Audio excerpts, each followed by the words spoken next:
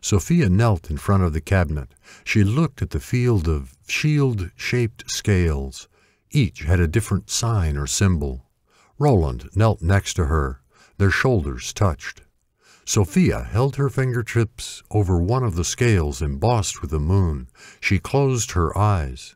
When she touched the scale, she was engulfed by a warm breeze that blew through her hair and made the gossamer dress she wore cling and flutter against her legs and torso. A full moon illuminated the cobalt sky above and the verdant earth below. Hundreds of firefly specks swirled around her feet, lifted her into the night sky, and whisked her to the highest peak of a golden mountain. Sophia stood there on that mountaintop and put her head back. She framed the moon in the open arc of her raised arms. A shaft of silver moonlight poured down on her. Everywhere she looked, she saw the light. It was above, below, and to her every side. Sophia became the sky and the moon. She was the warm breeze. She was the fluttering dress. She was the golden mountain. She became one with the light. Every heart that ever beat now beat with hers, and she knew every joy and every sorrow that ever was or ever would be. Roland saw the blissful look on Sophia's radiant face. He found a sunburst on one of the scales, closed his eyes, and gently touched it. In an instant, Roland was racing across that same living sky. He wore golden armor and rode on the back of a winged war-horse, also clad in shining golden armor. In the near distance, a swirling sun sent forth a fiery bolt that tore the sky in two. Light poured from that trembling tear and caressed the pale silver moon in its white halo.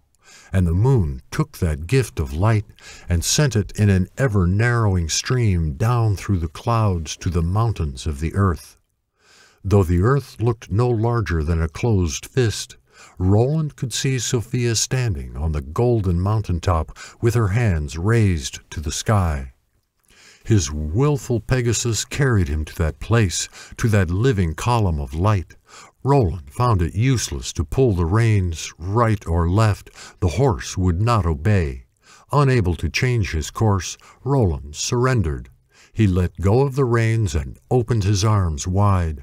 As he came closer and closer, his golden armor fell away. His Pegasus faded into sparkling dust that trailed behind him. Roland plunged into the never-ending river of light and into Sophia's waiting arms. They drank in the nectar of that embrace until a clap of thunder and the hissing rush of a rain shower brought them back to the moment. Sophia fell back on her heels. She still had her eyes closed, but the vision was gone. Roland fell forward against the cabinet. They were both giddy, and with unsteady, almost drunken movements, got to their feet. Sophia had to speak. "You too." Roland took a deep breath. "Oh, yes, me too." They helped each other back to the work table. "How could we be in the same dream?" she asked. "I do not know, but we were. It happened." "This is something that cannot be explained," said Sophia.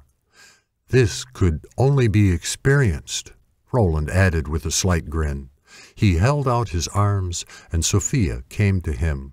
She held him close and put her cheek next to his. They stood there, unwilling to move. He felt at peace and secure in what he was doing and whatever he would do. Sophia felt the earth beneath her feet. She knew this was where she belonged. Sophia was the one to pull away. She petted Roland's hair and ran her closed hand down his cheek onto his scruffy beard. "We have much work to do." "Yes, we do."